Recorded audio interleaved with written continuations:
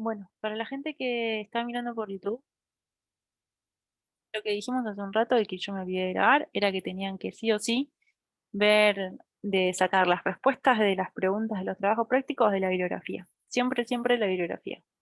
¿Tienen alguna otra pregunta con respecto a los trabajos prácticos?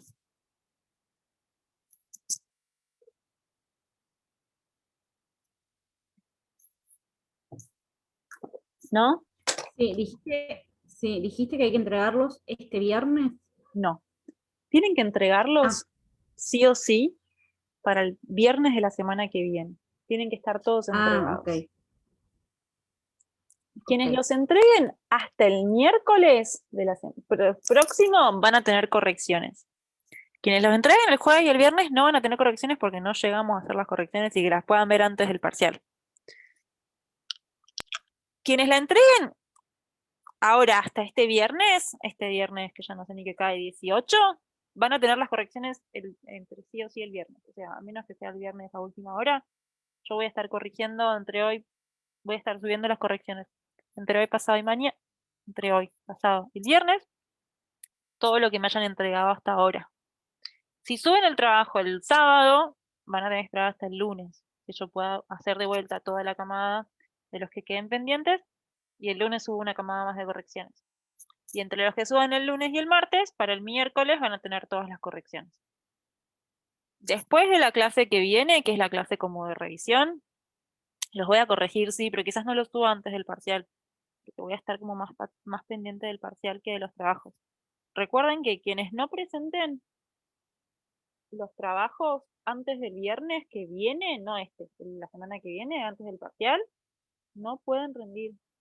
En esto soy restricta, de verdad no les voy a pasar el link del examen.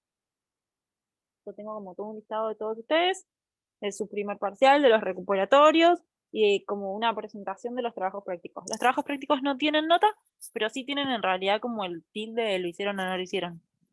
Si no me hicieron algún trabajo práctico, no van a tener eh, van a tener el acceso al parcial, porque les dije que era condición del segundo parcial, porque es lo que nosotros tomamos como presencialidad para poder rendir el segundo parcial. ¿Sí? ¿Se entendió bien eso entonces? Sí, señora. Muy bien, Sí, profe. genial. ¿Alguien tiene alguna duda con respecto a lo que vimos la semana pasada que me quiera preguntar en este momento?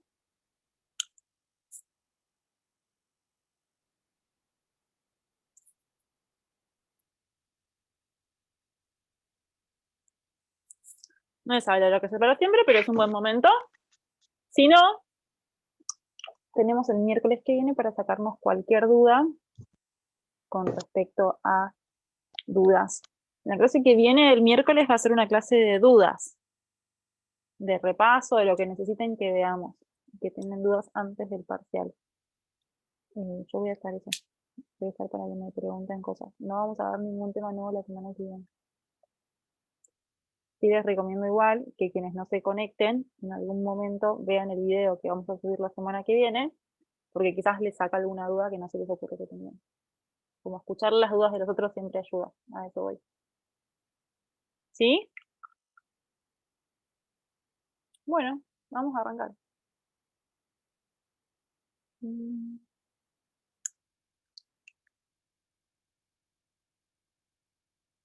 Bien. La idea de la clase de hoy es que vamos a ver funciones encefálicas complejas. ¿Qué son las funciones encefálicas complejas? Vamos a hablar específicamente de cortes de asociación, de lenguaje, de habla y de memoria. Son algunas de las cosas que me parecen que son más interesantes para que podamos ver entre todos. Con esto cerramos porque con esto vamos a repasar un montón de otros temas que ya vimos antes. Necesitamos todo lo anterior como previo para poder llegar ahora. Nadie se quedó con ninguna duda con respecto a corteza, ¿verdad? Porque este sería un momento clave. Bueno, bien. ¿Recuerdan que cuando vimos corteza y cuando ustedes presentaron incluso, dentro de lo que les presenté yo, les presenté en realidad tres tipos de clasificación, una clasificación de acuerdo a tres tipos en función de la función, en relación a la función de la corteza. ¿Qué significa? Había corteza motora, corteza sensitiva y corteza de asociación. Esa era como la clasificación que habíamos puesto. Veíamos todas las versiones sensitivas, todas las versiones motoras y todas las de asociación. Ahora vamos a ver un poco cómo funciona esto de lo de asociación, ¿sí? Las cortezas de asociación van a tener como fuentes de inervación, es decir, la información que les va a llegar van a ser proyecciones directas desde otras áreas corticales, ¿sí? Y estas proyecciones se denominan conexiones córtico-corticales, es decir, va desde un lado de la corteza hacia otro lado de la corteza. Y este tipo de conexiones van a formar la mayor parte de las aferencias hacia las cortezas de asociación, es decir, hacia las cortezas de asociación van a ser en realidad las conexiones córtico-corticales las mayores, las más presentes. Vamos a tener las conexiones córtico-corticales homolaterales, que se van a originar en las cortezas sensitivas primaria y secundaria, y la corteza motora primaria y secundaria, y en otras cortezas de asociación, dentro del mismo hemisferio. Es decir, homolaterales nos vamos a quedar siempre de un lado. Todas las cortezas que van a llegar a distintas áreas de asociación, pero del hemisferio derecho o del hemisferio izquierdo. Y después vamos a tener las conexiones interhemisféricas, que van a surgir de las mismas o de otras regiones corticales, pero en el hemisferio opuesto a través del cuerpo calloso y la comisura anterior. Es decir, se cruzan del derecho a izquierdo y del izquierdo al derecho a través del cuerpo calloso y comisura anterior.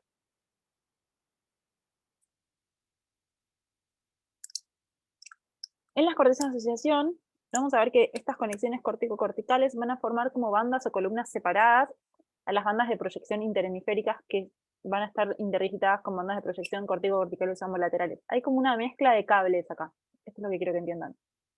Tenemos que poder diferenciar muy bien que en realidad van a haber conexiones, por ejemplo, córtico-corticales homolaterales, que van a llegar hacia un área de asociación, que esa misma área de asociación puede que vengan en realidad o que se vayan conexiones interhemisféricas, porque también va a haber un cruce hacia el otro lado del hemisferio, ¿sí?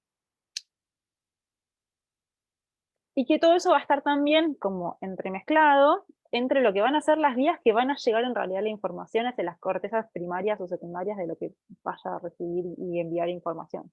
Entonces, dentro de todo este cablerío de sustancia blanca que tenemos dentro del cerebro, está bueno poder diferenciar en realidad qué tipos de vías existen o qué tipos en realidad de conexiones van a ir hacia una u otra área.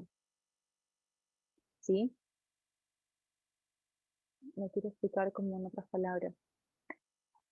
Hacia las áreas de asociación, por ejemplo, no va a llegar nunca una vía sensitiva como las que vimos en la clase pasada, ¿sí? Una espina talámica. No va a llegar. Porque en realidad se va a ir a la sensitiva, y la sensitiva después lo va a asociar hacia otro lado y lo va a conectar con otro. ¿Entienden esto?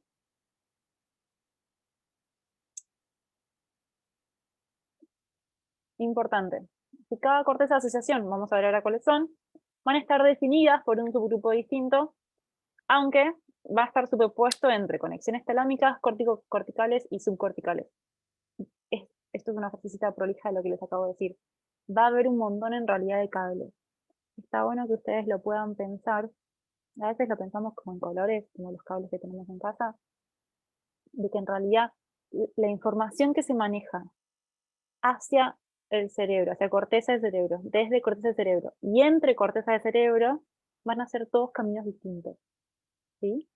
Van a ser todas vías distintas, pero que tenemos que entender hacia y desde dónde viene o va, para saber qué tipo de información viaja como por ese cable, rojo, amarillo, verde, ¿sí?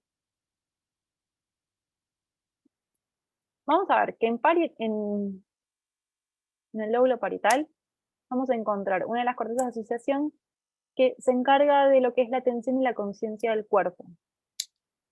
Y esto nos permite prestar atención a los objetos o incluso al propio cuerpo en una porción del espacio.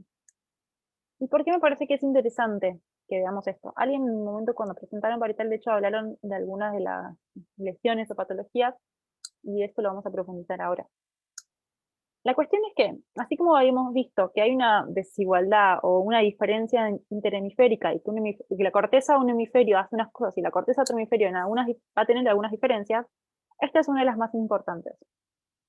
Porque va a haber una distribución desigual en la función cognitiva en lo que respecta a atención entre los hemisferios, donde la corteza parietal derecha va a mediar la atención tanto de la mitad derecha como de la izquierda del cuerpo y del espacio extrapersonal, y el hemisferio izquierdo va a mediar la tensión fundamentalmente del lado derecho. Ahora lo vamos a ver en imágenes para que lo podamos entender. Pero esto significa que si tenemos una lesión en parietal izquierdo, podemos compensar con el hemisferio derecho porque el hemisferio derecho controla los dos campos y el izquierdo controla solo uno, que es el contralateral. Pero si tenemos una lesión en el hemisferio derecho, solamente nos queda la mitad o el restito que puede hacer el hemisferio izquierdo. Vamos a verlo. Acá están imágenes para que lo puedan entender.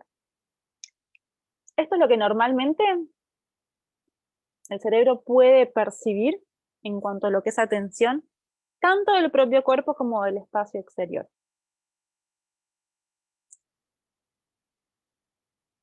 En la segunda imagen vemos como la lesión hemisférica derecha, es decir, el hemisferio derecho no funciona, por lo tanto solamente nos queda lo poquito que puede hacer el izquierdo.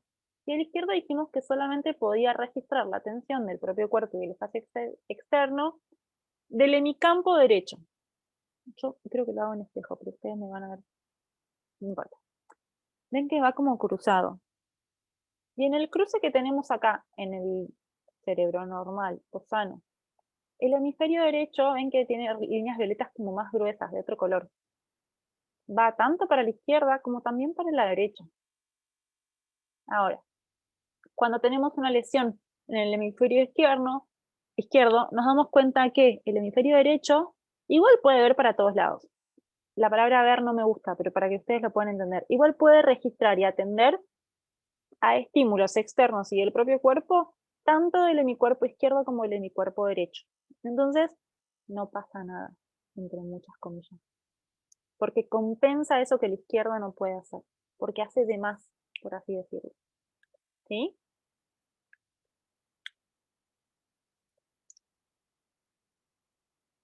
¿Esto se entendió? Porque siempre se hace una ensalada con esto. Y es re normal que se mezclen. O que no lo entiendan. ¿Cuál sería una lesión, profe, del ejemplo que nos está dando? Lesiones pueden ser. O una enfermedad. Bien. ¿Cuándo se puede ver esto? Se puede ver, por ejemplo, tanto en adultos como en niños, en cualquier persona, si es que hay una lesión sanguínea, tipo una hemorragia, una isquemia, donde el cerebro no llega a recibir suficiente cantidad de sangre con oxígeno, por lo tanto esas neuronas empiezan a morir. Eso puede pasar. Puede pasar en niños, no es tan común, pero sí puede pasar, en adultos es como lo más clásico. Pero también, por ejemplo, el otro día justo me llegó un paciente y me acordaba de ustedes, hay como muchas patologías de desarrollo donde puede pasar, por ejemplo, que por alguna u otra cuestión, tanto del embarazo, del parto o como del momento postparto, haya algún tipo de lesión en el cerebro del bebé que acaba de nacer o que está por nacer, o que están haciendo, no me quería perder ninguno de los tiempos, donde, por ejemplo, hay o un desarrollo tardío, donde entonces vamos a ver que hay hemisferios que, por ejemplo, lo que es la microcefalia, donde un hemisferio se desarrolló menos y quedó más chiquito, por lo tanto todas las funciones de ese hemisferio van a estar reducidas. ¿Sí? Puede aparecer también algún tipo en realidad de lesión, no tipo isquemia, pero sí tipo hipoxia, donde haya poco oxígeno en el cerebro, por lo tanto también vamos a encontrar lesiones parecidas a esta. Lo importante es que ustedes sepan que existe esto que se llama negligencia contralateral, donde en realidad el ejemplo clásico que se ve y que se observa y del cual se estudia, por lo general es del adulto, porque el adulto ya están todas las funciones desarrolladas, todas las funciones cognitivas desarrolladas, entonces es más fácil. Siempre que yo a esta parte me acuerdo que hay algo que les tengo que preparar que no les preparo, que es, y lo voy a hacer acá con ustedes, una de las evaluaciones que se toman, por ejemplo, en adultos para evaluar de mi negligencia, tiene que ver con poder identificar si en una hoja y de forma centrada, la persona solamente en realidad mirando hacia adelante sin movimiento de cabeza, puede hacer el rastreo visual de toda la hoja. Entonces se hace en realidad muchas líneas. Si lo podemos ver. Vamos a ver si ustedes ven.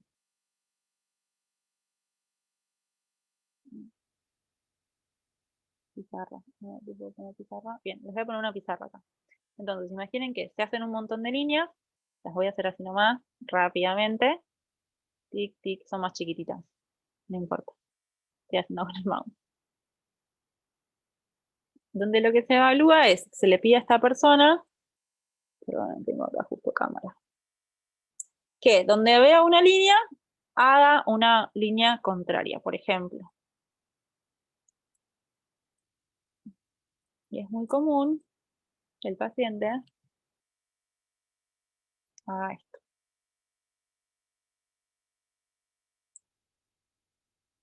Y acá lo que observamos es que todo esto que está acá, que lo voy a pintar de amarillito, no lo registro.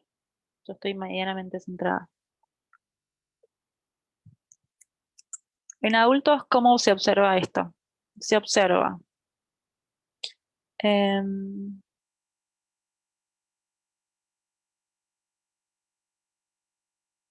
Ahí va. Esto en adultos se va a observar de distintas maneras. Donde hay cosas, muchas veces pasa esto de como que, no es que no ven, pero simplemente no registran. Entonces, todo el lado izquierdo no lo pueden atender. Se chocan, se golpean. Si es que alguien les habla de ese lado, por más que sus ojos estén bien, o sea, ellos puedan ver, no lo están pudiendo percibir desde nivel atención, ¿sí? No desde nivel visión. Por eso es algo que es tan raro. Es común también que todo el hemisferio izquierdo lo tiendan como a descuidar, entonces quizás se visten solamente de un lado, o se limpian la cara solamente de un lado, se maquillan solo de un lado, se afeitan solo de un lado, se peinan solo de un lado.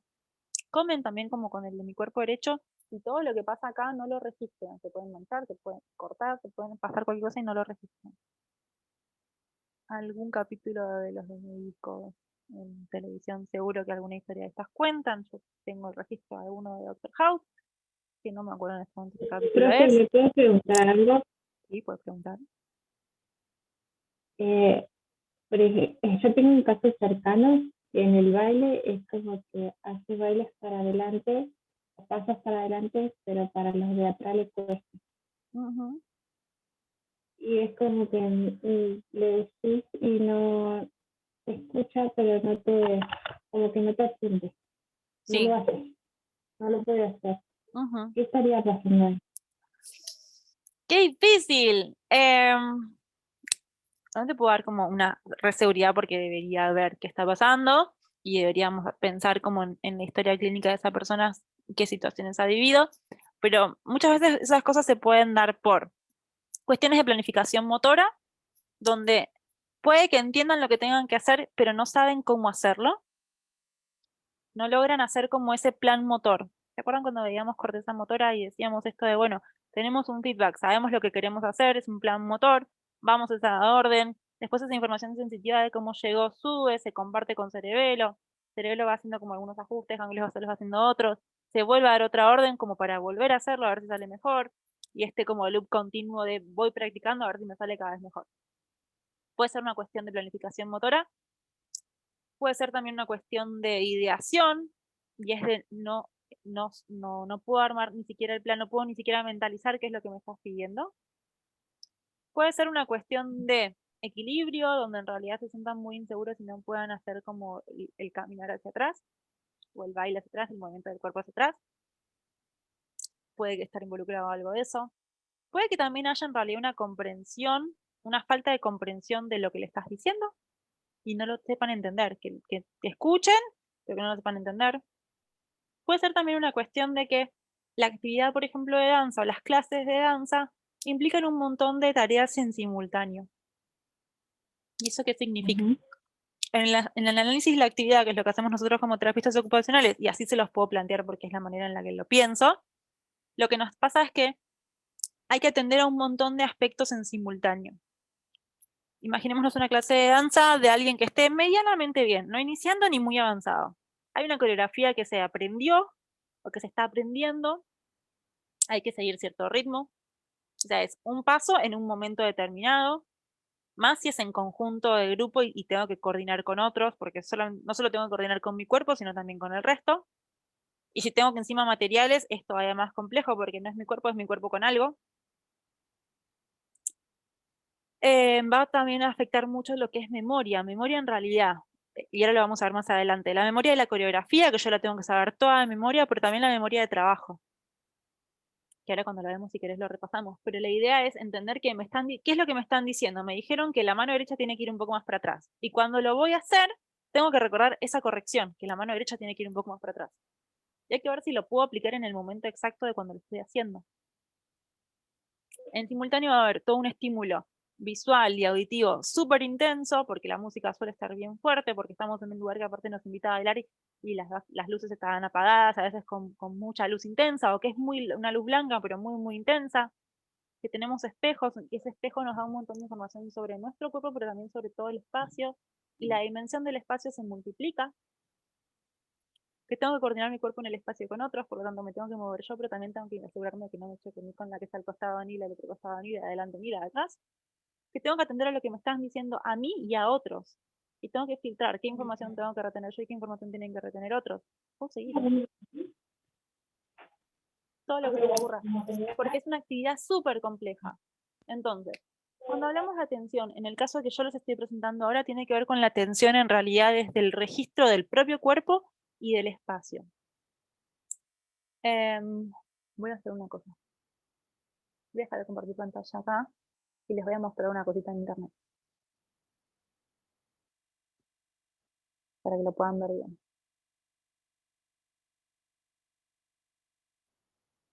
Porque entre lo que les pueda, o sea, yo tengo algunos registros de algunas imágenes de mis pacientes, pero prefiero mostrarles algo prolijo y de una. Voy a compartir pantalla de vuelta. Y acá simplemente lo que hice fue buscar en mi inteligencia en Google. La verdad no lo hice mucho más específico. Les voy a mostrar el primer dibujo, que es el clásico, otra evaluación típica que se toma en estos pacientes, donde se les pide que armen un reloj.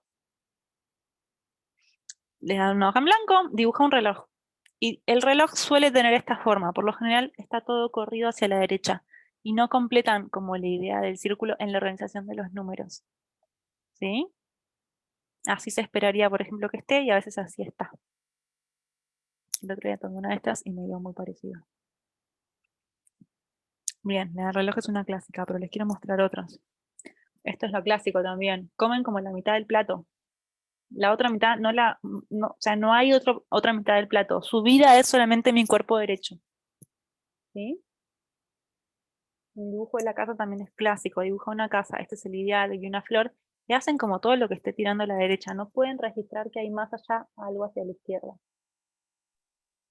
Y o sea que cuando hay una lesión en el hemisferio derecho, directamente no hacen nada con nada. Vamos de vuelta. ¿Cómo? Cuando hay una lesión en el hemisferio derecho, usted dijo que cuando estaba en el izquierdo, si estaba el derecho no pasaba nada. O sea, Sí. que sea notorio. Bien. ¿Cuándo? Acá les muestro otra imagen de esta que les digo, que es como el clásico. Cuando la lesión es de hemisferio derecho, solamente nos queda el izquierdo que registra en mi cuerpo derecho. Entonces, va a poder hacer todo lo que pase desde el centro hacia su derecha. Eso es lo que registra. Si la lesión está en el hemisferio izquierdo, el hemisferio derecho registra absolutamente todo el campo, izquierdo y derecho. Por lo tanto, no se observa como ningún déficit porque lo compensan, porque hay una parte del hemisferio que hace de más, ¿sí? Pero aquellos que tienen lesión en hemisferio derecho y que por lo tanto solamente funciona hemisferio izquierdo y que por lo tanto solamente registran en mi cuerpo o en mi campo derecho, todo lo que pase del lado izquierdo no lo van a poder atender desde la atención, no lo van a poder registrar, ¿sí? Entonces, pasan estas cosas. Les voy a mostrar otra imagen. ¿Siguen viendo mi pantalla, no? Sí. Como si se ve re chiquito. Pero esta chica, por ejemplo, ves, la mitad de la cara derecha está maquillada, el otro no. Comen la mitad del plato, se afeitan solamente la mitad derecha de la cara, pero la otra mitad no. Y esto es literal así, parece medio loco, pero en adultos se observa así, y estamos hablando de adultos porque en realidad es una lesión total y pura. Entonces, ahí es cuando se observa realmente el todo. ¿Qué es lo que puede pasar en niños? que esto esté como un poco disminuido, entonces les cuesta más registrar todo ese campo, ¿sí? En niños, por ejemplo, que han tenido algún tipo de lesión vascular y que tienen como su hemiparesia, también es común que les cueste registrar esa parte del espacio, perdón, y hablo del izquierdo, donde en realidad tienen una lesión en una parte del cuerpo, pero aparte también hay como algo en el espacio que no pueden como registrar, no es percibir, es registrar. Está, quizás lo ven, pero el cerebro no lo puede masticar, es como si no estuviera. A pesar de que vías visuales estén intactas, auditivas estén intactas, no registran. Tienen como que hacer esto de compensar y girar para que lo que yo veo de este lado acompañe allá. ¿Sí?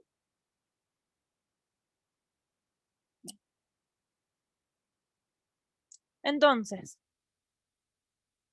puede que no respondan a estímulos de ese lado, no respondan a estímulos visuales, auditivos, verbales, ¿sí? Que no se orientan hacia ese lado. Todo lo que yo le pueda poner del lado izquierdo no lo registran. O sea, le puedo poner la comida favorita y quizás no la ve y no la registró. Le pongo un regalo ahí y ni como si no hubiera nada, ¿sí? Y eso hace también que obviamente que cualquier tarea motor compleja, como por ejemplo esto, el arreglo personal, sea muy difícil porque no pueden atender ese lado. Entonces no pueden no pueden maquillarte porque no hay un lado izquierdo. No lo registran. ¿Sí? Yo sé que es re difícil. Después les voy a pasar bien. Aunque sea tipo cholulo, pero hay posta ahí como algunas cosas que son fáciles de entender en algún capítulo de una serie, de algo que les resulte un poco más divertido para que puedan entender, porque es realmente muy loco. Y mucho de lo que vamos a ver ahora va a parecer así muy loco. Bueno, yo lo digo muy loco, no mal, ojo, quiero que lo entiendan bien. A mí me parece que es de las cosas más lindas, o sea, hablo como locura en el mejor sentido. A mí me fascina esto, me parece que es una volada de cerebro. Vamos a cambiar, vamos a ir a temporal. Si hablamos de parietal, vamos a temporal. Y en el lóbulo temporal vamos a tener la habilidad del reconocimiento y de la identificación. ¿Sí? La corteza de asociación, el lóbulo temporal nos va a permitir reconocer e identificar estímulos a los que le podemos prestar atención, principalmente estímulos complejos. Y cuando hay una lesión en este sector del cerebro, de la corteza, se presenta lo que se conoce como agnosia, donde reconocen la presencia de que hay algo, pero no pueden expresar ni comunicar qué es, o lo hacen mal. Cuando esto se da en hemisferio derecho, va a producir una lesión o una agnosia para la identificación de rostros y de objetos, y cuando pasa en el lado izquierdo, principalmente se va a dar en la producción de material relacionado con el lenguaje. Cuando es en el hemisferio derecho, lo llamamos prosopagnosia, que es la incapacidad de reconocer e identificar rostros e individuos familiares por las características faciales. En algunos casos no pueden identificar siquiera rostros. Sin embargo, son conscientes de que se presenta un estímulo visual, pueden describir que hay algunos aspectos o elementos, pero no pueden armar como el todo. ¿Sí? Esa es como la idea. Cuando esto se da en objetos, pasa que por más que sean elementos comunes y cotidianos, no los pueden reconocer. O sea, no pueden, no, ven algo que le puedes dar una tijera y te dice que es una manzana, le das un paquete de yerba y te dice que es una pelota. No hay como esa conexión, ¿sí? Otra de las cosas re locas, re locas, re lindas. Perdón, chicos, yo soy un queso. Profe, y esas cosas se pueden tener o encontrar una solución, así que No te estoy escuchando. volver a identificar.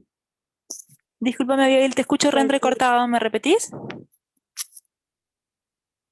Que si las personas pueden buscar la solución a eso, que puedan identificar las cosas de nuevo como una Bien. persona normal. Bien, gracias por la pregunta, porque a eso iba. Yo digo, uy, es re lindo, y les pido mil disculpas, porque yo lo digo desde mi lado de profesional de salud, donde trabajamos con estas patologías y con estos déficits, donde buscamos justamente encontrar una solución a esa dificultad. En el caso de lo que son objetos, por lo general se usan otros sentidos como para poder compensar, ¿sí? Se trabaja prácticamente como si la persona realmente no pudiera ver y tuviera o presentara condiciones similares a una ceguera o una baja visión, donde se utiliza entonces otros sentidos, el tacto, el olfato, el oído, para poder volver a hacer esas conexiones, porque lo que acá cuesta es conectar eso que estoy viendo con lo que yo sé que eso representa. Si yo les muestro a todos ustedes una silla, ustedes saben que es una silla porque aprendieron durante muchos años que cuando ven algo que tiene una madera donde apoyamos el culo, 4 patas y a veces un respaldo, eso es una silla. Y esa como armado de silla es igual para todos.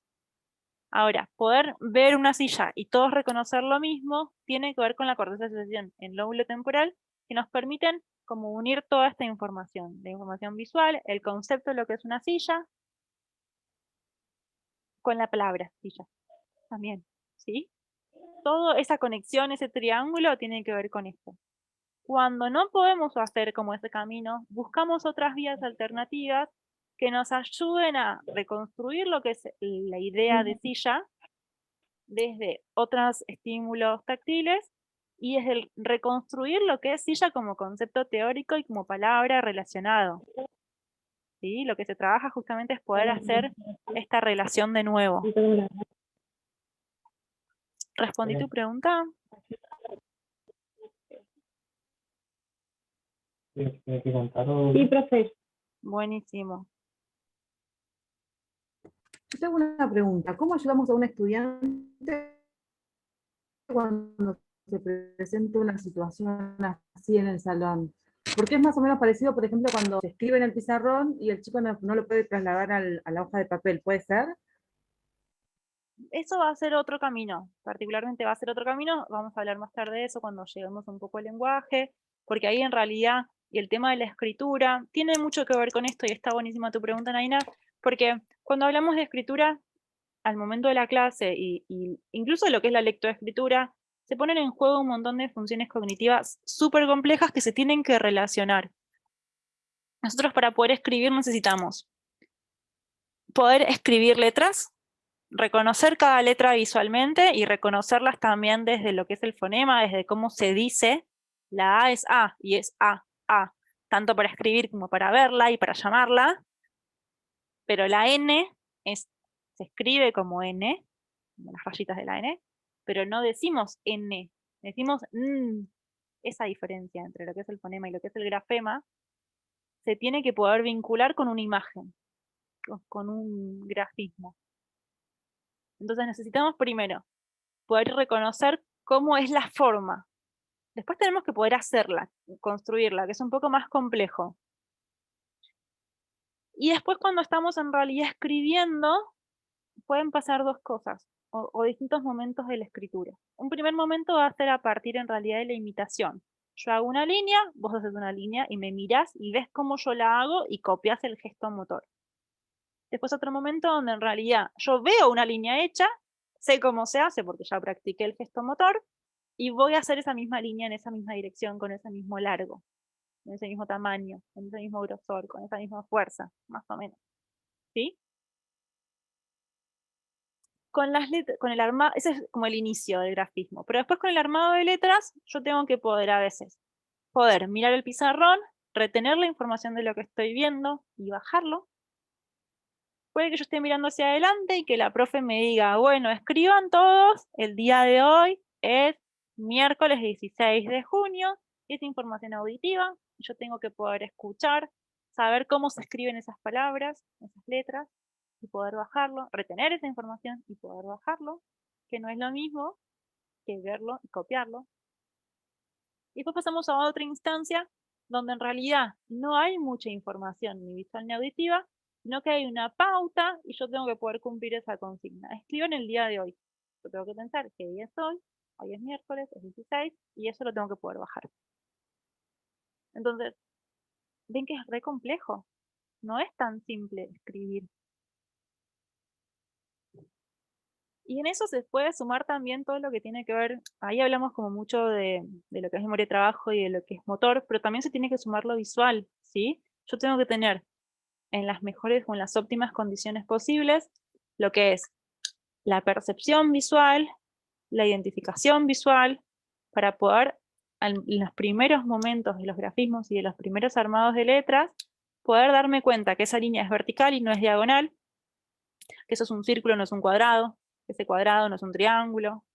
Poder diferenciar distintas cosas es percepción visual, es poder discriminar una u otra. Y también después tengo que poder emparejar, encontrar dos iguales. Entonces, a tu pregunta, tiene que ver, pero no tanto todavía, porque acá estamos hablando de objetos, nombre y hasta a veces función, porque muchas en realidad también de las agnosias tienen que ver con identificar para qué sirve eso. Sé que es un cuchillo, pero no lo sé usar. Entonces acá se ponen en juego cuestiones cognitivas re complejas. Les voy a hacer una pausa de 2 minutos, porque me estoy quedando sin batería. Dame un segundo, Nadina, que seguimos charlando de esto, ¿sí? Se me olvidé de enchufar la Vale, compu. sí.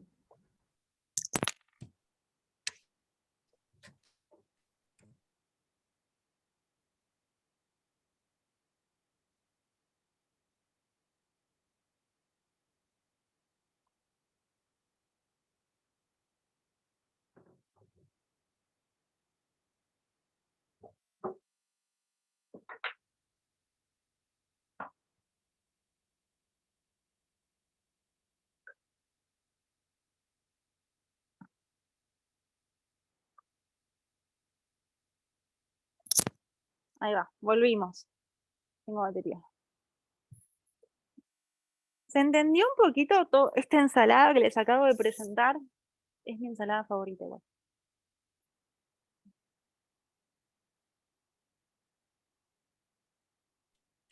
Sí, igual yo te vuelvo a preguntar, porque en la teoría en sí es buenísima y es súper interesante. El tema es cuando uno detecta eso en el salón y tenés que generar algo, o sea, ayudarlo, Sí, en realidad. ¿Cuál sería, no sé si te corresponde a vos como docente en esta materia o si lo vamos a ver en otras materias, pero la idea sería qué podríamos llegar a tener en cuenta cuando esto sucede, porque ahí vemos a un chico que a veces quiere hacer pero no puede hacer. Y yo que no sé hacer, bien. cuando está la realidad, ¿no? Digo, cuando Sí, el cuando chico no tenés va al el pibe médico, no tiene un enfrente, ¿cómo lo seguimiento, manejas? tiene que... Sí. En educación en particular, una de las grandes herramientas que ustedes tienen tiene que ver con el equipo técnico, tanto en educación especial como en Sí, bueno, pero educación. eso también es una utopía en la educación. ¿Cómo? Digo que es casi una utopía. Digo, el equipo No, técnico está súper saturado. No bueno, digo que no sí, trabajen, digo sí, que sí, seguro. Es verdad. ante Yo la te digo cómo demanda es que el hay, camino como convencional y clásico. Y después qué es lo que pienso yo, claro, si yo te querés, como hablo desde la personal. realidad. Sí, realidad. Lo ideal es convocar el equipo técnico, hablar incluso también en alguna instancia, hablar primero con ellos, hablar con dirección de la escuela, a ver cómo está organizado el espacio institucional, ver cuál es el camino formal. O sea, se Eh, cumplen much- todos los pasos. sí, a veces es importante Y también tenés charlar con las familias para ver qué es lo que ellos registran en otros espacios, porque hay que poder diferenciar el espacio de la escuela del espacio de la casa, que a veces hay cuestiones escolares típicas del espacio escolar que interfieren en el desempeño del niño. Esto a veces pasa. Muchas cosas ya fueron recontra abordadas estos últimos años y ha habido un cambio muy grande.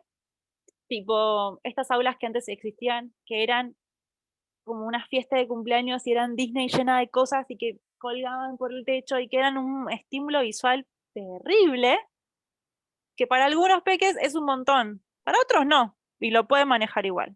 Pero hay cuestiones del espacio escolar que pueden ser físicas, pueden ser ambientales miles, pueden ser también incluso con la gente, que a veces hay que evaluar.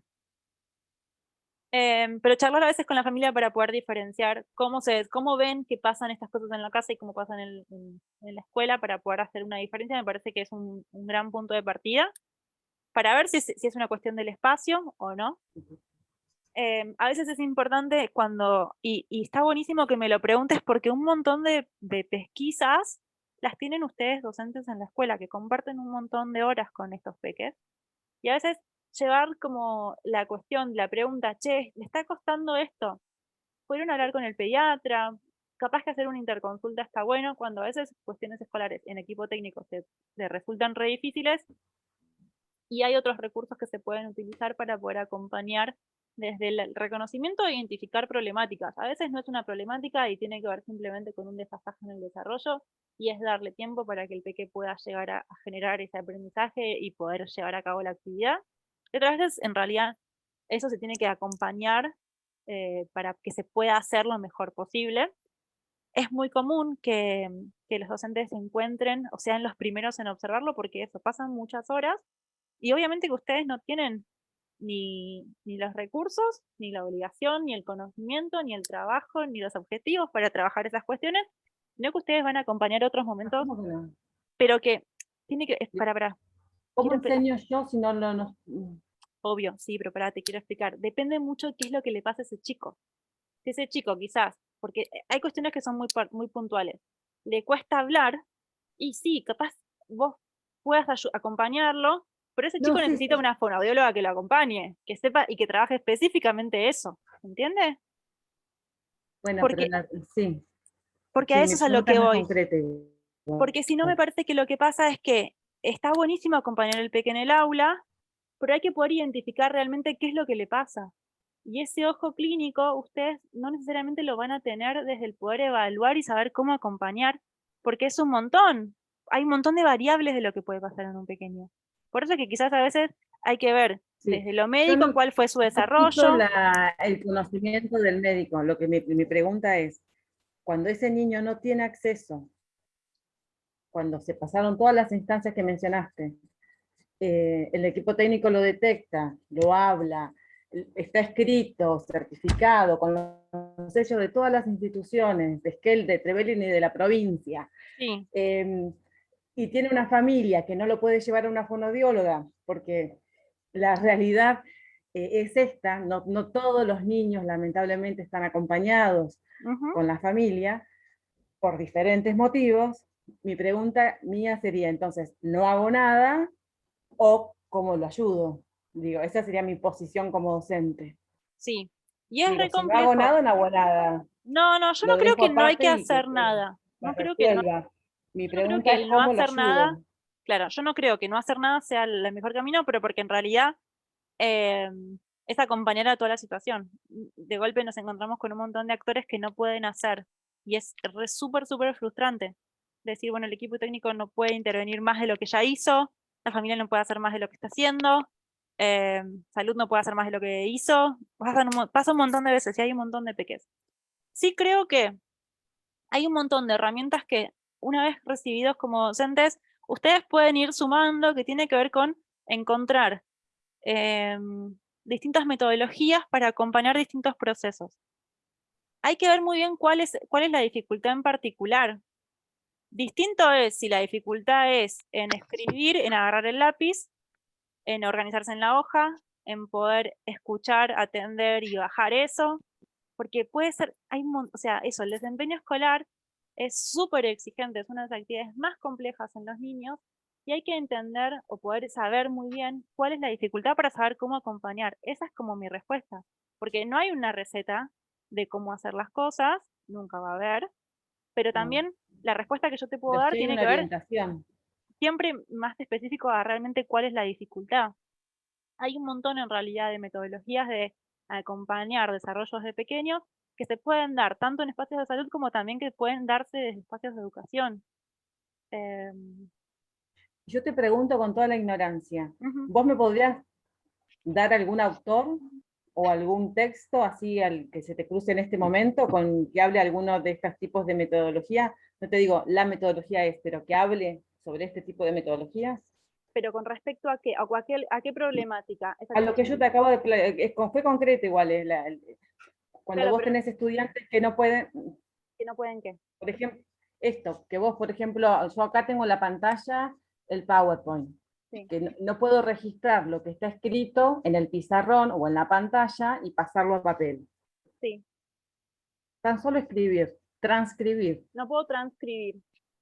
Bien, y no puedo transcribir, te pregunto yo, para seguir pensándolo, en tiempo, es decir, borran el pizarrón y yo no llego a escribir tan rápido. No puedo transcribir, bueno, sí, problemáticas para poder identificar las letras y para poder transcribir en realidad, no importa el tiempo. Bien, ok, en ese caso yo evaluaría, que aparte no te voy a hablar como docente, te voy a hablar como Teo, y acá me meto la pata, pero te hablo como Teo, porque es lo que sé. Yo evaluaría, primero, cuestiones visuales para ver si es que puede reconocer eso que está viendo y saber qué es. En esto, en poder emparejar, en buscar cosas iguales para ver si puede encontrar, porque ahí está, por ejemplo, memoria de trabajo. Ejemplo clásico, viejo, buscando a Wally.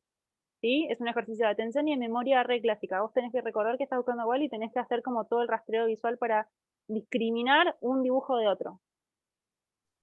Y después puede ser un emparejamiento o puede ser una diferenciación, que es la contra, como el clásico juego de buscando las diferencias, donde yo tengo que trabajar visualmente, sin letras, dibujos, pero para poder en realidad encontrar la diferencia entre uno y otro. Y ahí se juega mucho la memoria de trabajo, porque en realidad tengo que recordar que el robotito de arriba tiene 3 patitas y el de abajo, ¿cuántas tiene?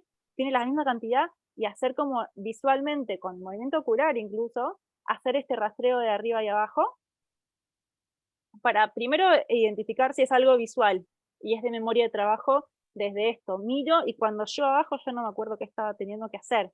Ni hablar de lo motor, y ahí estamos hablando mucho de lo cognitivo. Y después hay que ver si en eso no se suma también una dificultad motora en lo que es el grafismo, en el armado de esa letra. Hay muchos chicos que les cuesta poder como crear eso. Más cuando todavía estamos hablando en preescolar, incluso primer grado. Yo estoy hablando en algo concreto porque no tengo cómo ayudar. 13 años más o menos, 12. Sí. Y Uy, yo identifiqué esto. 12, Digo, 13 bueno, años. quizás, Un chico que no puede bajar. dije, bueno, quizás no de nada, le dificulta el tema de letras. Bueno, lo ayudo con grafología técnica que nos daban en el primario y que utilizan en Politécnica. Sí. Y bueno, nada, está bien, se mejora la letra, pero... Bien. Y ahí, Pero es que ahí digo, en realidad ¿qué más también... puedo hacer yo con este nene? O lo termino de excluir. No. Hay que ver en realidad también a nivel funcional realmente cuánto impacta. Hay chicos que les cuesta mucho, o sea, todo ese proceso de información también les lleva un tiempo. Y hay que ver si es que hay un diagnóstico de base o no, que puede que haya, puede que no, que marque justamente cómo acompañar. A veces se buscan como otras técnicas, y hoy con tanta tecnología, más cuando son más grandes, quizás hacen mucho esto de no tener que transcribir tanto y tener imágenes, que estudiar desde la imagen y buscar el apoyo visual, si es que esta bajada tiene una dificultad desde lo motor o tiene una dificultad desde el tiempo que les lleva en realidad poder como masticar eso, como realmente poder trabajarlo. ¿Sí? Y a veces también la velocidad de procesamiento es mucho más enlentecida, entonces por eso te hablaba de los tiempos. Quizás ni siquiera hablar de los tiempos de bajar, los tiempos de leer. ¿Cuánto tiempo le lleva a ese pibe poder leer esta diapositiva que tiene un montón de texto? ¿Sí? Que incluso acá, por ejemplo, yo se los voy poniendo en tamaños y en letras distintas, para que ustedes tengan como algo más importante y ir bajando un poquito más de información más específica. Entiendo lo que decís, y es re difícil cuando no tenés a alguien que te acompañe y sos solamente docente, y hay que ver cómo. Yo soy muy de creer que en realidad hay que buscar, como que no hay recetas para todos, y hay que poder identificar muy bien qué es lo que le pasa a esa persona, a ese pequeño, a ese adolescente, para poder saber cómo acompañarlo. Porque quizás estás trabajando esto un montón desde lo motor para que gane velocidad y que escriba más rápido, más legible, pero en realidad su dificultad está en otro lado. ¿Sí? Quizás Sí. no. Después si querés lo charlamos. No hay drama. No, sí. Lo seguimos hablando, yo no tengo drama. Pero Porque Sí, estaba pensando que estamos hablando mucho de esto y que no pasa está el nada, los examen chicos se pronto. la bancan. Porque También. también es interesante pensar cómo en realidad, porque es lo que les va a pasar. Esto que yo les decía, hay como un caminito a seguir. A veces ese caminito tiene muchas trabas y muchas piedras. Las recontra tiene. Sí, en realidad hay que insistir en que esos actores actúen todo lo posible, principalmente cuando estamos hablando de instituciones que tienen que acompañar y que su obligación es acompañar, y que también nosotros como adultos profesionales que trabajamos en pos de niños y adolescentes, vamos a garantizar sus derechos. Como desde ese lado yo soy no te quedes quieta, pedí ayuda donde sea, ¿sí? Porque me parece que es re importante el rol que tiene el Es que yo lo docente. hago, por eso te Por digo. eso, el rol que tiene el docente es re importante. Muchas veces no hay recursos suficientes porque obviamente que implica una formación extra, tiempo extra, laburo extra, y quizás a veces no tenés tampoco la posibilidad en el medio de un aula con 20 pibes enfocarte a 1000 con uno. Y ahí está muchas veces el rol del MAI, el maestro de apoyo, que tiene que justamente hacer como ese laburito extra. Claro, porque nuestra función sería, digo, si yo tuviera acompañamiento de una profesional, una docente MAI, sería genial. Ahora, cómo ella, y yo tendría que aprender de ella, ¿no? Pero cómo ella trabajaría esta problemática. Bien. Hay que ver, muchas veces la MAI no labura sola, labura en el equipo. Porque cuando hay una MAI hay equipo técnico. El equipo técnico suele ser el que evalúa y el que da en realidad como una indicación desde dónde está la problemática y cómo hay que acompañar. A veces eso se le suma a un equipo tratante privado del hospital público que también acompaña. Porque obviamente que como MAI tampoco es que van a tener todos. Muchas de las herramientas las van a tener en la carrera, yo creo que sí, pero quizás no todas. Y quizás en realidad al principio también cueste mucho poder hacer esta diferencia y este análisis, donde nos damos cuenta realmente de dónde está la dificultad, que es el trabajo más fino y es el más difícil. El decir, por eso es que esta materia yo siempre les digo es base, que ustedes entiendan que todo esto se pone en juego, que después puedan tener una materia de problemáticas, donde puedan ver justamente cómo esto se lleva, cómo realmente ahí van a ver específicamente patologías, sumado a todo lo que ya vienen aprendiendo. Yo creo que principalmente la carrera de educación especial a mí me parece que es fantástica y me encanta, y que es un desafío enorme, porque al igual que en muchas otras carreras, tienen que poner en conjunto un montón de información y entrelazarla, ¿sí? Hay cuestiones que van a tener que ver con la pedagogía, con la manera de enseñar, con buscar recursos extra, distintos, innovadores, convocantes, que quizás a veces el docente clásico convencional no tiene, porque es un aula que tiene como que regirse de determinada manera y hay como un esquema y a veces no se puede salir tanto y depende mucho de la personalidad de cada uno, pero donde también en realidad ustedes van a tener una población que tiene una diferencia y ustedes tienen que poder laburar con esa diferencia. No la pensemos como una diferencia negativa. Yo intento siempre pensarlo como, sí, son chicos diferentes. No, es diferencia, sí, diferentes somos todos. En ese Claro, sentido, no. todos somos diferentes. Pero sí hay problemáticas puntuales que uno tiene la falta de lectura o falta de comprensión o poder diferenciar, digo, es normal, pero generalmente las MAI, o sea, nuestra carrera futuro, sería puntualmente esto.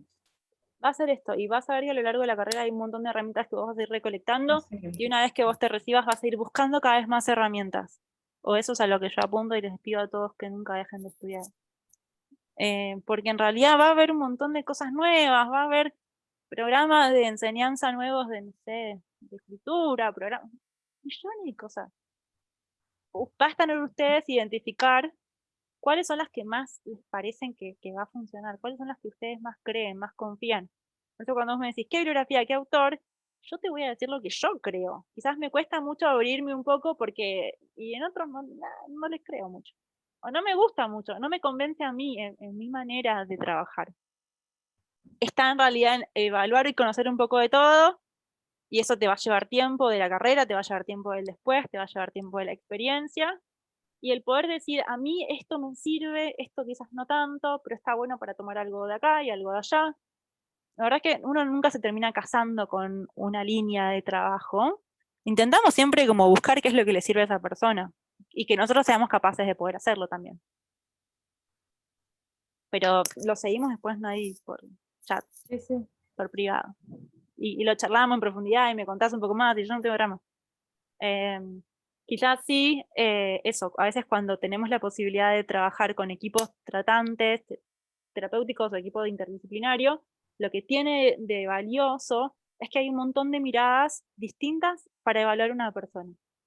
Yo voy a hablar muy desde la terapia ocupacional porque es mi formación de base. No puedo hablar como una fonoaudióloga porque no sé lo que sabe una fonoaudióloga, no lo puedo hacer como una psicopedagoga, no lo puedo hacer como una psicomotricista, no lo puedo hacer como una docente, ¿sí? Y en esa como mix o en esa variedad en realidad de visiones y análisis, se arma como algo en conjunto que está buenísimo. Por eso es que ese trabajo en equipo es re importante y hay que pelearlo a muerte. Pero lo charlamos, re contra. ¿Dale? Sí, no voy a acotar más porque te podría responder y seguimos. Es que podemos seguir toda la noche. Sí, podemos seguir. Por eso, lo hablamos por privado, mandás mensajito. Y yo apenas tengo un ratito te respondo. ¿Dale? Bien, quiero que sigamos. Ya son las 9:20. Algo de corteza de asociación frontal ya hablamos, porque cuando presentamos frontal lo hablaron un montón, pero tiene que ver mucho con la planificación, ¿sí?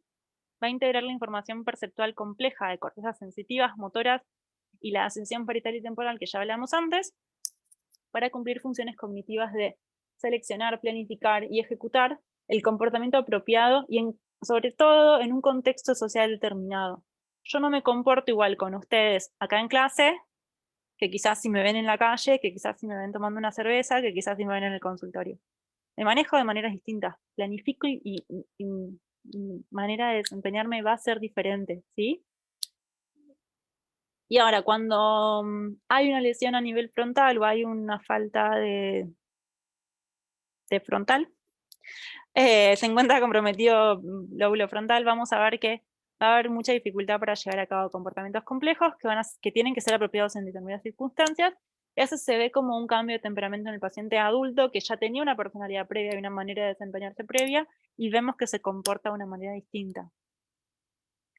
Bien, algo de esto ya hablamos y lo voy a resumir, pero hay poco registro de riesgo, hay poco registro del déficit, hay poco registro a veces como del filtro necesario en determinadas circunstancias sociales, entonces quizás te habla como fuera de contexto, como no entendiendo que hay como cierta, no necesariamente jerarquía, pero cierto vínculo y no pueden hacer esa diferenciación.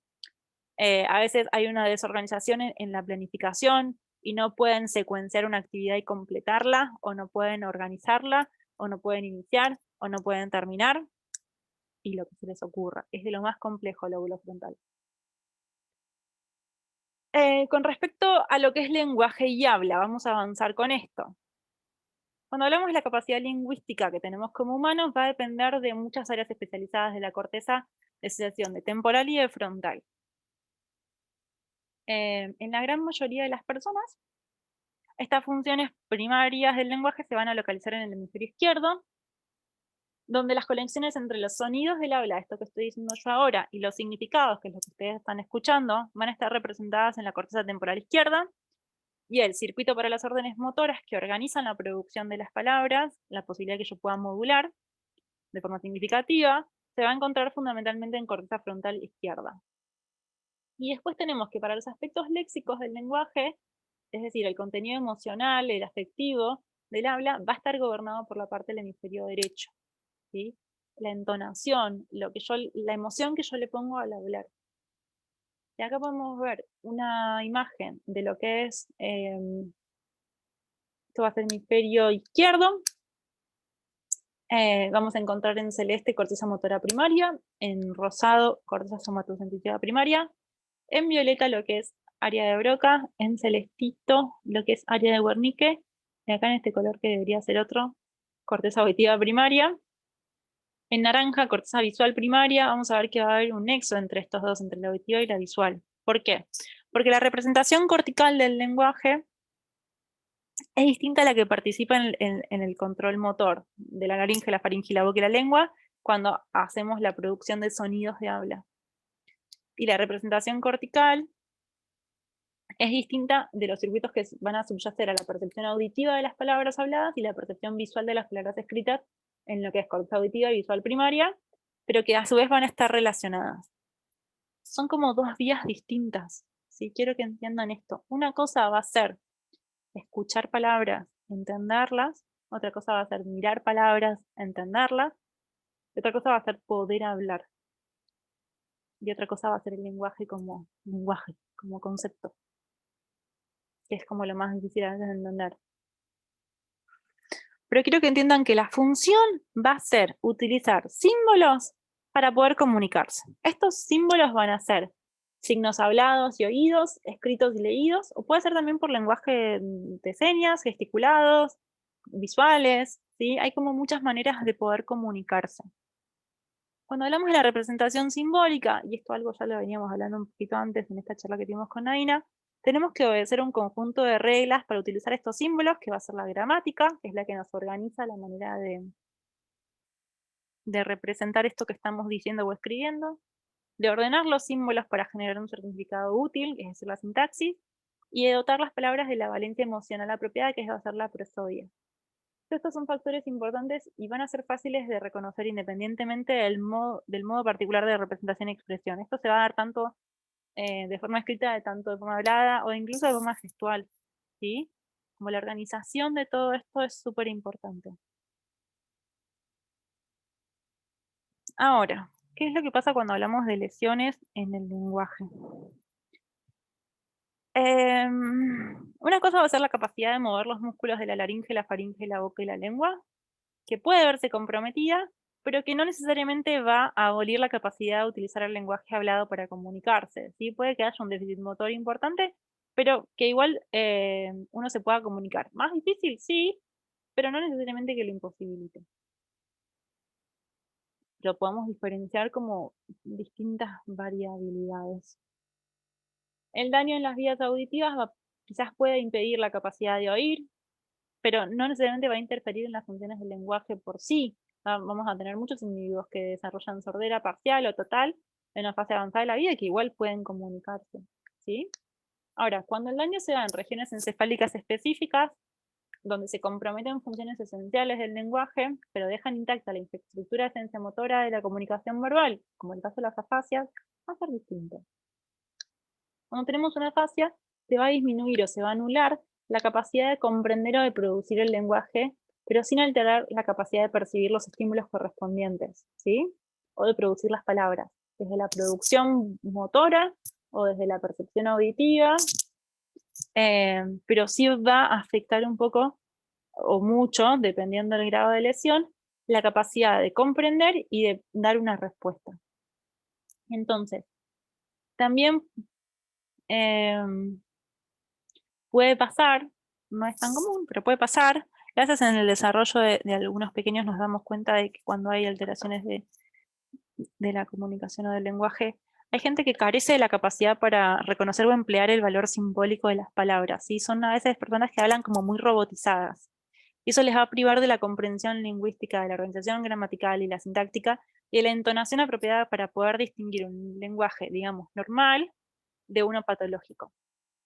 A veces en el escuchar solamente nos damos cuenta de que nos suena raro, porque justamente no lo logramos determinar cómo nos está hablando, porque muchas veces no está dándole como esa entonación que uno esperaría que uno dijera, ¿sí? Yo al momento de hablarles a ustedes, van a ver que hago pequeñas entonaciones, o sea, incluso a veces cuando les leo algo, no lo leo tipo robot. Le voy a dar en realidad cierto énfasis a algunas cosas u a otras, pero para que ustedes también sigan con ese hilo. Y es parte del armado de lo que uno dice, cómo lo dice. Cuando hablamos de afasias, en particular vamos a hablar de la afasia en lo que es el área de Broca, el lóbulo frontal izquierdo, que va a afectar la expresión. Este cuadrito se me lo estudia. Y lo que vamos a ver es que va a haber una pérdida de la capacidad para producir un lenguaje significativo, para poder expresar algo, donde los aspectos deficientes de la planificación motora van a concordar justamente con la función motora compleja del lóbulo frontal posterior y la proximidad con la corteza motora primaria. Entonces lo que cuesta es poder articular la palabra y poder expresar, saber qué quiero decir e incluso a veces decirlo. O sea, no me sale la palabra, ¿sí? En el caso de las lesiones en el área de Wernicke, en la fascia de Wernicke, tiene que ver con la función de la comprensión. ¿Sí? Esta está ubicada en el lóbulo temporal izquierdo, y lo que afecta va a ser la pérdida de la comprensión del lenguaje, pero conservando la capacidad para emitir frases con un contenido gramatical y emocional razonable. El tema es que no nos van a responder a lo que yo le estoy preguntando, ¿sí? Puede emitir un montón de palabras que no tienen sentido. Es una ensalada de letras, de palabras, de ideas, que no responde a ningún tipo de coherencia porque no comprendieron, o sea, siempre es como el hablar sin decir nada. En el otro, en la de Broca, la dificultad está en la expresión. Comprenden perfectamente todo lo que están escuchando, pero no pueden dar una respuesta. En Wernicke pueden dar una respuesta, pero como no comprendieron esa respuesta no tiene sentido. ¿Sí? También puede pasar, que no es tan común, pero puede pasar, que haya una fase de conducción, que se va a originar en lesiones de las vías que van a conectar estas dos regiones, la región temporal con la frontal, a través del fascículo arcuato, que es una sustancia blanca subcortical que va a unir el área de Broca y el área de Wernicke para que estas dos trabajen en conjunto. La interrupción de esta vía puede conducir a la incapacidad para producir respuestas apropiadas a la comunicación auditiva, aun cuando se comprenda la comunicación, porque eso que estoy recibiendo no lo puedo trasladar al área de expresión. ¿Sí? Yo tengo que escuchar, comprender para dar una respuesta.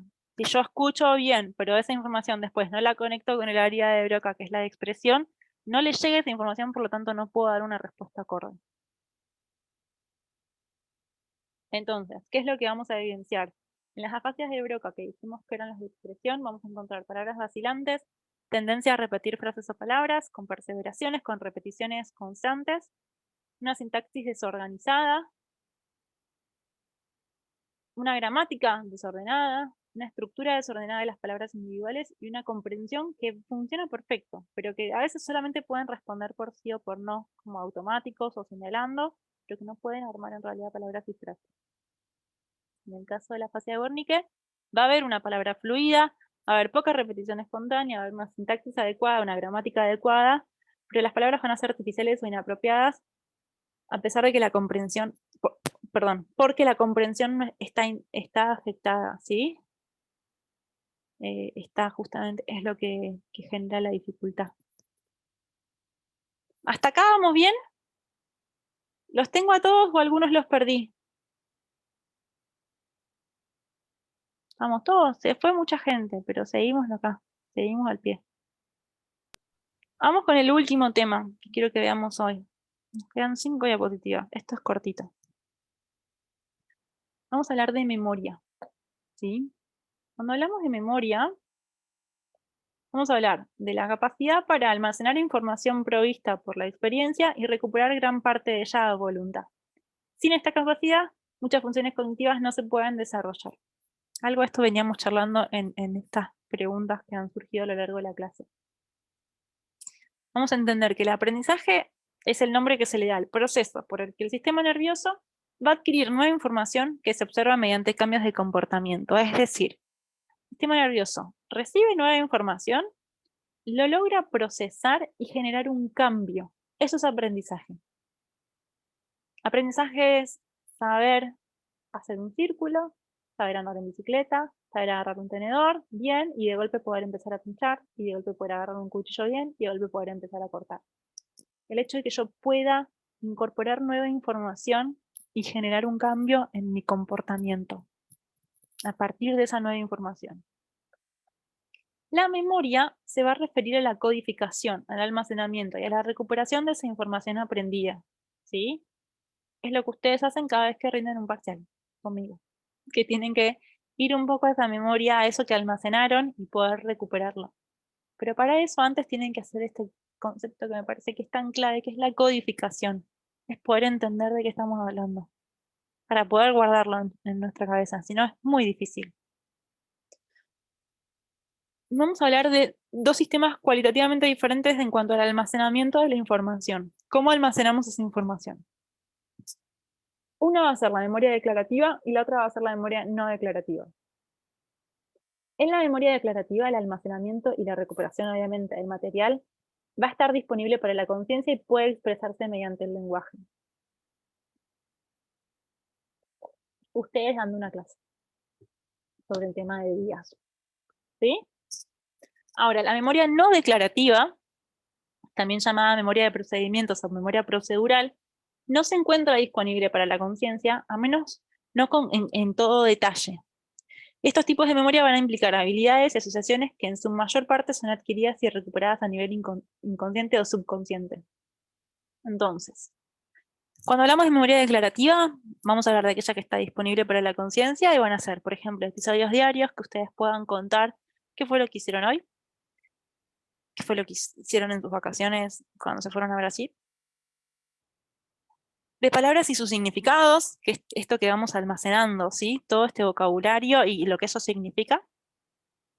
Y también de historia, nuestra historia, nuestras vidas, la historia que aprendemos y que nos memorizamos y que sabemos que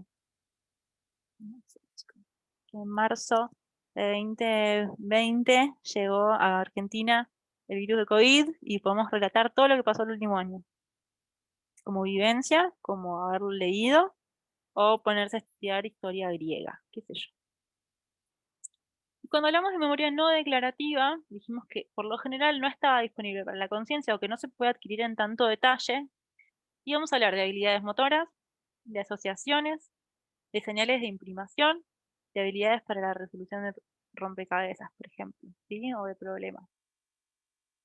Es muy difícil a veces poner en palabras, porque realmente por eso está a nivel subconsciente, ¿cómo hacemos, por ejemplo, para andar en bicicleta? Si ustedes le tienen que enseñar a una persona cómo andar en bicicleta, es muy difícil armar como el paso a paso verbalmente, porque hay detalles del hacer que son propios del hacer y que no podemos recuperar y que no podemos expresar. ¿Cómo encontramos el punto de equilibrio justo? ¿Sabemos hacerlo? Sí. ¿Lo podemos volver a hacer? Sí. ¿Lo podemos explicar? No. De eso se trata. Hay cosas que no podemos verbalizar, porque no hay una manera de explicarlo. Justamente no es declarativo, no se puede expresar en palabras. ¿Sí? Esto se entendió porque a veces genera muchas dudas.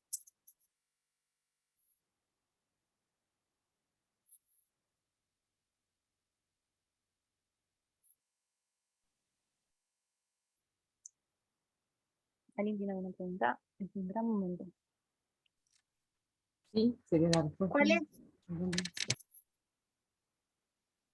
¿Cuáles serían las señales de imprimación? Bien. De nuevo, la imprimación tiene que ver con a veces con esto, con el hacer o con... A ver, déjame pensar en un ejemplo. A veces está muy relacionado al hacer. Déjame que piense un ejemplo y después no se me ocurre nada ahora. Incluso en las asociaciones. Es difícil a veces esto, porque tengo que hacer como el esfuerzo subconsciente de poder pensar en un ejemplo. ¿Cómo asociamos algo? No sé, lo asociamos, ¿sí? O cómo resolvemos un problema, cómo resolvemos un rompecabezas. A veces hay algunas pautas que podemos como pensar y otras que simplemente son asociaciones que ya tenemos o que son, no es la palabra asociación, son conexiones que son reinconscientes, que se dan mediante el aprendizaje y que las tenemos guardadas porque eso es parte de nuestra memoria, pero es difícil a veces poder como bajarlo, ¿sí? Déjame que piense un ejemplo y ahí y te digo. Está buena tu pregunta. No se me ocurre en este momento un ejemplo.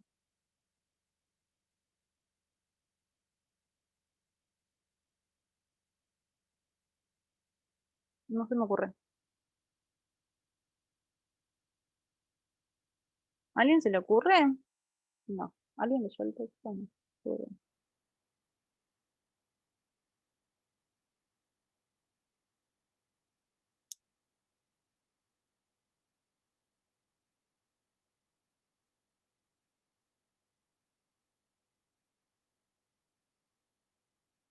¿Cuál es la pregunta? ¿Cómo? Abigail lo que nos preguntó es un ejemplo de señales de imprimación. En este momento a mí no se me ocurren. A veces tienen que ver con el hacer o con el poder reconocer algo. Hasta a veces con el emparejar. No se me está ocurriendo en este momento un ejemplo. Estoy pensando el tema de las miniaturas y las voy a decir en el chat.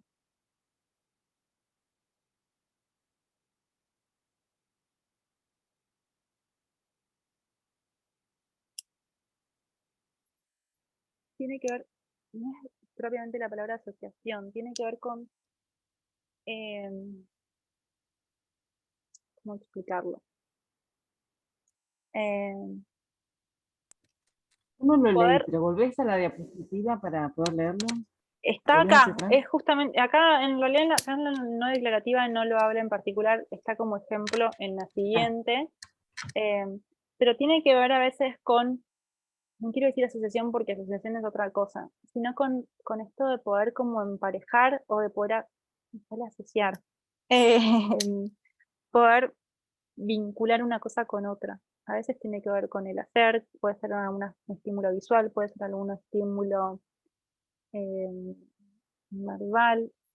Estoy yo quemada, no me sale ningún ejemplo. Voy a pensar y de hecho voy a buscar bien en la bibliografía qué es lo que está puesto como ejemplo, que seguro hay algo puesto como ejemplo, para que lo charlemos. Quizás, Lo a ver, charlamos a mí acá se me siguiente. ocurre, Decime. hoy hablamos con Russo, creo que Ujú. estaban casi todos, pero poder asociar alguna temática pedagógica o algún pedagogo como Freire, como los que mencionó él, con ir asociando los diferentes contextos sociohistóricos y traerlos al presente. Bien, tiene que ver con todos estos procesos, sí, y al igual que la asociación. Son procesos, incluso es información que tenemos guardada, que podemos O poder vincular, explicar nuestra realidad pero que no lo parece, no con lo el podemos decir sistema. como en palabras como, ¿cuál es ese camino que vos decís eso? Yo leí esto en otro lado que se refería a esto otro. Ese proceso donde vos recordaste, no voy a decir asociaste, lo vinculaste o lo relacionaste con algo, porque tenían algo que ver, para poder generar en realidad otra cosa después. ¿Sí? Tiene que ver con cuestiones de recuerdo, pero también con cuestiones de asociación o de vínculo, para poder en realidad emparejar una cosa con otra, pero teniendo como una referencia de otra, como base. A veces tiene que ver y te puede dar muchas veces, como en el ejemplo como más alejado de la docencia, ¿no? Pero escuchamos una canción que nos hace acordar a algo y capaz que de ahí llegamos a otro lado y capaz que eran dos acordes. Y nosotros escuchamos algo y lo vinculamos, ¿sí? Pero el imprimir tiene que ver con esto, con poder vincular una cosa con otra. Esa sería la no declarativa. Son no declarativas, un exacto. No, ejemplo. a veces no podemos decir exactamente qué es lo que estamos recuperando. Estamos recuperando algo, quizás a veces se mezcla un poco esta no declarativa con la Pero tiene que declarativa. ver con experiencias vividas. Muchas veces sí, o con cuestiones que ya tenemos como información previa, que a veces no podemos como llegar fácilmente, conscientemente. Hay otras que sí, y por ejemplo esto que decías, de cuando hacemos la asociación entre un texto y otro, estamos usando mucho la memoria en realidad declarativa que es consciente porque es la que estudiamos. ¿Sí? Creo que tengo un ejemplo. A ver, decime. Hace poco vi un documental de Ruanda, en Netflix, porque soy de las tontas que también miran, Bien. pero no importa, vi un documental de Ruanda de Netflix, y automáticamente me fui a un momento del secundario cuando me hicieron investigar la masacre de Ruanda. Y Bien. recordé diferentes pasos de mi proceso de búsqueda de información. Bien. Y Ahí está. recordé también una tarde que fui en Buenos Aires caminando, lo bueno que tiene Buenos Aires son diferentes galerías, Ujú. y había una exposición sobre África y algunas fotografías de esa masacre. Bien. Ahí mezclaste un montón de memorias distintas, porque hablaste en realidad mucho de lo declarativo que tenía que ver con, primero, con la información que estabas recibiendo. Vos pudiste recordar, ahora vamos a ver bien en cuanto a tiempos, pero vos pudiste retener todo ese documental y guardar esa información, y mientras lo ibas viendo, y al final hacer como un análisis de lo que eso vos te movilizó. Pero para eso tenías que tener la historia completa como memorizada o guardada. Eso lo pudiste vincular con tu experiencia de vida previa, ¿sí? De adolescente. Y a su vez lo vinculaste ahí con, y ahí es donde llegamos como a la no declarativa, que tiene que ver con una experiencia de cómo vos hacías algo que tenía que ver con esto, con metodologías de investigación o de búsqueda. Y eso ya es no declarativo, porque es muy difícil explicar a veces cómo lo hacemos. Hay cosas que podemos decir, pero no podemos ir muy en el detalle. ¿Cómo estudias? ¿Cómo estudias vos? Y yo escribo y me hago apuntes. ¿Y qué más haces? ¿Escribís solamente? No, es mi manera como de memorizarlo. ¿Y pero cómo? Ese proceso es muy difícil a veces de poder explicar. De cómo hacemos para generar esa asociación, poder guardar toda esa información. ¿Sí? Y ahí mezclas un poquitito de no declarativa. Y después lo vinculaste de vuelta con algo declarativo que tiene que ver con experiencias vividas en Buenos Aires y lo que eso te hacía sentir. ¿Sí? Pero mirá ahí cómo vamos y volvemos todo el tiempo, porque usamos estas dos memorias todo el tiempo. Lo que a mí me interesa es que ustedes puedan identificar que se guardan como en compartimentos distintos, que son en realidad distintos, o están separadas, pero porque el acceso a esa memoria es por vías distintas. Hay algunas en las que incluso nos quedamos a mitad de camino, que van a ser las no declarativas. ¿Sí? Pero buenísimo tu ejemplo, Naina. Abigail, ¿te ayudamos un poquito? Fuimos re poco claras igual, pero igual después lo profundizamos. Prometo Sí, ponerlo. profe, más o menos entendí. Pero es confuso porque hay cosas que no accedemos en nuestra cabeza, ¿sí? Quiero que vayamos a la última clasificación de memoria y con esto terminamos. Que tiene que ver con el tiempo durante la cual podemos contar con ella. Vamos a hablar de 3 tipos de memoria en relación a tiempo: la memoria inmediata, la memoria de trabajo y la memoria a largo plazo. La memoria inmediata va a mantener en la mente experiencias durante fracciones de segundos. Es la capacidad inmediata, es muy muy grande, y va a tener distintas modalidades en cuanto a la modalidad sensitiva, ¿sí? El registro visual es uno, el registro verbal es uno, el registro táctil es uno, son distintos. Pero es como muy instantáneo, dura segundos, ¿sí? Fracciones de segundos. La memoria de trabajo va a mantener en la mente la información durante más tiempo, durante segundos o minutos, una vez pasado ese momento presente. El presente va a ser muy, muy vinculado a la memoria inmediata. Es lo que estoy viviendo, lo que estoy pudiendo registrar o guardar. Muchas cosas las pierdo. Algunas las puedo guardar. Estoy con hambre. Ay, qué ganas de hacer un sándwich de jamón y queso. Voy a la heladera, abro algo que estaba buscando, la cierro.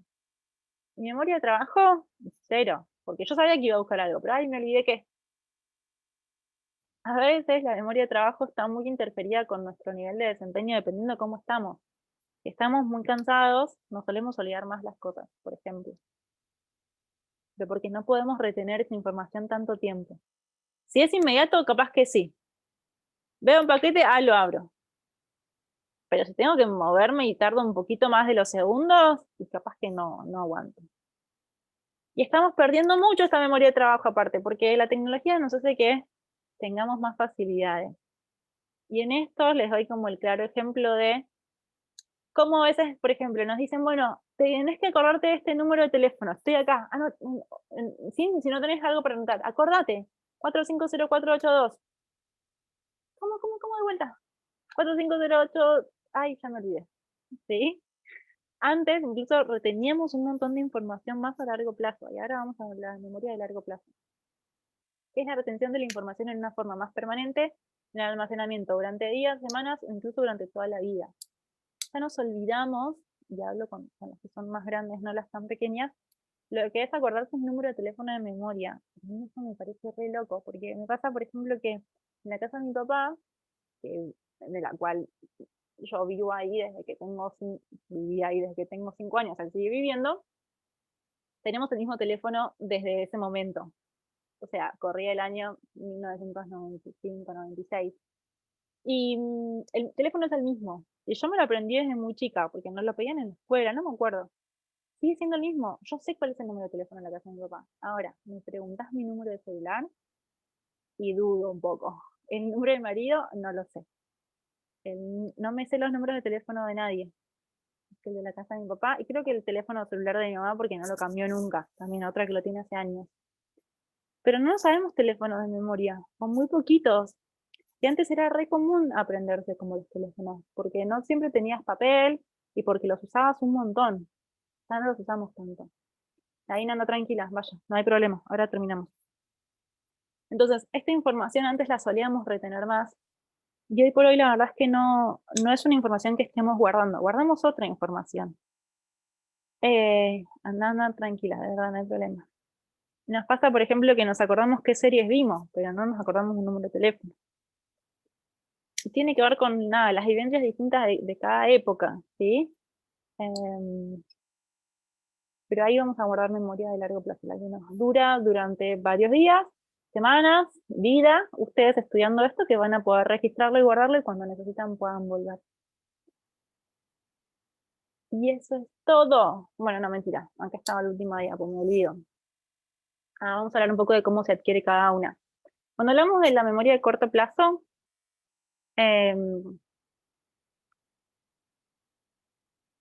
para que ésta llegue a la memoria de largo plazo, por así decirlo, o sea, almacenamos memoria de corto plazo. Para que pase a largo plazo, tiene que pasar por un montón en realidad de sitios corticales. Va a pasar por área de Wernicke para identificar significados de palabras, para corteza temporal para hacer todo lo que es el trabajo de recuerdos, objetos y rostros, y muchas otras áreas más. En cuanto a lo que es la memoria declarativa, acá es donde las mezclamos un poco. La memoria declarativa, para ir de corto a largo, va a pasar por esto. Antes, previamente, para llegar a corto plazo, pasa por hipocampo y por estructuras que están relacionadas, no vamos a profundizar, pero después tiene que ir a nivel cortical para llegar a largo plazo. Y cuando hablamos de información que no es declarativa, si esta memoria no declarativa, arranca desde el almacenamiento de memoria a corto plazo en algunos sitios que no se tienen muy claros dónde están, pero para poder llegar a largo plazo sabemos que tiene que pasar por cerebelo, ganglios de la base, corteza premotora y otros relacionados con comportamientos motores, porque mucho de lo que es memoria no declarativa tiene que ver con actos motores, que también va a tener que ver con algunos otros. Nos vamos a quedar más con los motores, que es como lo más sencillo, porque así como en realidad en lo que es memoria de corto plazo hay sitios que son muy desconocidos, también va a ser así, o está como muy en estudio todavía, cuestiones cognitivas de realmente por dónde y cuál es la extensión total de dónde esa memoria realmente se guarda, por así decirlo, como es guardado. Bien. Eso es todo lo que tienen que saber por hoy. En el campus van a tener un archivo, van a tener este archivo que vimos recién, que es un pequeño resumen en PowerPoint, y van a también tener un capítulo de un libro que es de neurociencia. Ya salimos un poco de los de neuroanatomía y neurofisiología para ir más a neurociencia. Estoy intentando abrirlo para recordar bien. A ver.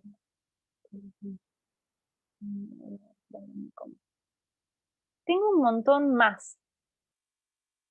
Mucha más información, pero mucha más información. Se los voy a subir como optativos. Más que nada para que si los quieren tener para descargar y en algún momento poder profundizar si les interesa, puedan hacerlo, si les parece. Porque me parece que les puede servir en algún punto. Principalmente esto, todo lo que tenga que ver con funciones encefálicas complejas y algunos procesos cognitivos que está bueno en algún momento más adelante de la carrera poder volver a hacer como el análisis específicamente de algunas cuestiones más de base, más de cómo funcionaba esto. ¿Sí? Si alguien quiere hacer algún trabajo práctico de esto o responder algunas preguntas tipo de estudio, me las pille, las tengo armadas, pero no las subí porque me parecía que era mucho. Pero si tienen alguna duda o algo de eso, lo podemos subir. No va a ser obligatorio. Es más a modo de nerd y de acompañar algunas cuestiones de dudas para que puedan sacarse dudas. Pero cualquier duda que surja de este tema que van a estudiar en estos días, lo vamos a ver el miércoles que viene, que vamos a hacer una clase de repaso. O de dudas, no vamos a hacer una clase de repaso, vamos a hacer una clase de dudas particularmente. No vamos a repasar toda una clase, pero sí ustedes pueden venir con algunas cuestiones particulares que quieran rever y los revemos todos juntos. ¿Alguien quiere decir algo, comentar algo, preguntar algo? Una clase creo que un tanto atípica porque charlamos más de otras cosas que el tema. Era un tema, es re cortito lo que le presentó esto. Pero tiene que ver con poder empezar a profundizar en esto. Hay cosas que las van a ver también el año que viene. El año que viene tienen una materia que es de lenguaje y comunicación y profundizan mucho más en esto, principalmente en lo que es lenguaje, por ejemplo, porque también ahí se pone en juego lo que es el sistema auditivo y cómo percibimos los sonidos, que es lo que más ustedes más van a, entiendo que ven un poco más de eso.